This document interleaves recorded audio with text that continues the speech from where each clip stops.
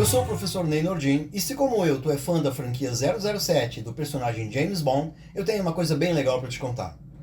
Eu quero te falar sobre o filme 007 Operação Skyfall, lançado em 2012, dirigido por Sam Mendes e estrelado por Daniel Craig. Lembra? Nesse filme, o vilão Raul Silva, interpretado por Javier Bardem, possui um esconderijo que fica numa ilha muito sinistra, cheia de prédios abandonados. Um cenário perfeito para um esconderijo de vilão do crime.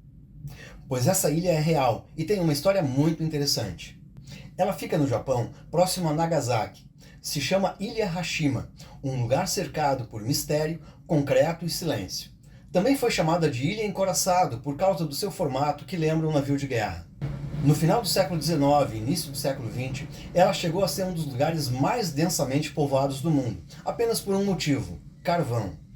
A ilha era um importante centro de mineração submarina, explorada principalmente pela empresa Mitsubishi. Para isso, a ilha foi completamente urbanizada. Prédios, escolas, hospital, comércio, áreas de lazer. Era praticamente uma cidade industrial comprimida em um espaço minúsculo. Chegou a abrigar mais de 5.000 pessoas vivendo em condições bem apertadas. Só que essa prosperidade tinha um custo alto. O trabalho nas minas era pesado e perigoso. E viver em Hashima não era fácil. O cotidiano dos habitantes era marcado por disciplina, dureza e isolamento. Com o passar do tempo, o carvão foi perdendo espaço para o petróleo, e então, de uma hora para outra, tudo acabou. Em 1974, a ilha foi completamente abandonada. As pessoas foram embora, deixando para trás prédios, objetos e memórias. O que restou foi uma cidade fantasma, consumida pelo tempo, pelo vento e pelo mar. Décadas depois, a ilha seria cenário de cinema. Hashima seria o esconderijo do vilão do filme 007, Operação Skyfall, um lugar decadente, isolado, perfeito para representar abandono e tensão. Detalhe é que a ilha foi incluída no filme por sugestão do próprio Daniel Craig, que tinha acabado de assistir um documentário sobre ela. As cenas internas foram criadas em estúdio, por questões de segurança, mas elas capturaram bem a estética de Hashima.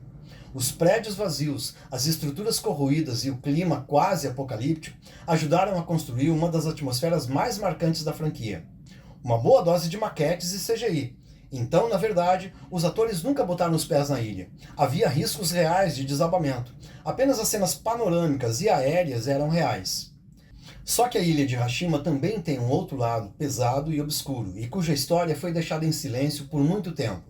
Hashima não é só uma ilha abandonada usada em um filme. Durante a Segunda Guerra Mundial, no contexto da ocupação japonesa do Pacífico, trabalhadores estrangeiros, principalmente coreanos e chineses, foram levados para a ilha e submetidos a trabalhos forçados nas minas de carvão.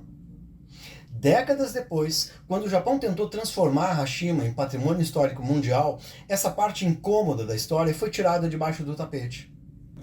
Países como Coreia do Sul, Coreia do Norte e China protestaram, exigindo que o Japão reconhecesse o abuso que tinha cometido contra os direitos humanos. O Japão até chegou a admitir que algumas pessoas foram levadas contra a própria vontade, mas tentou minimizar a tragédia e se fez de desentendido. E nesse ponto a gente entende que Hashima guarda lições muito mais importantes. É um lugar onde memória política e história entram em disputa. Porque às vezes o que está em ruína não são só os prédios, é também a forma como o passado é contado. Hashima nos obriga a olhar para além da superfície. Não se trata apenas de uma paisagem em ruínas que impressiona pelo abandono, mas de um território simbólico onde diferentes narrativas disputam legitimidade. O silêncio dos edifícios não é neutro. Ele pode esconder, distorcer ou suavizar experiências humanas que foram tudo menos silenciosas. Em Hashima, percebemos que a história não é apenas aquilo que aconteceu, mas também aquilo que se escolhe lembrar e, sobretudo, aquilo que se prefere esquecer. É um exemplo concreto de como a memória, atravessada por interesses políticos, molda o passado de forma seletiva, convertendo-o em algo mais palatável ou conveniente. Por isso, as ruínas de Hashima revelam algo mais profundo. Elas expõem a fragilidade da própria narrativa histórica. Em certos casos, o que desmorona não são apenas estruturas de concreto, mas a própria ideia de que o passado pode ser contado de forma única, estável ou incontestável. Hoje, a ilha é considerada patrimônio histórico e pode ser visitada de forma controlada. Ela se tornou um símbolo poderoso de transformação econômica, de memória e também de como lugares reais podem carregar histórias tão intensas quanto qualquer ficção. E talvez seja isso que torna tudo ainda mais interessante. Às vezes, o mundo real é tão impressionante quanto os filmes que a gente ama assistir. Em 2015, a ilha foi reconhecida como Patrimônio Mundial da Unesco, destacando sua importância na Revolução Industrial do Japão. Era isso e eu espero que tu tenha gostado. Um abraço e até a próxima!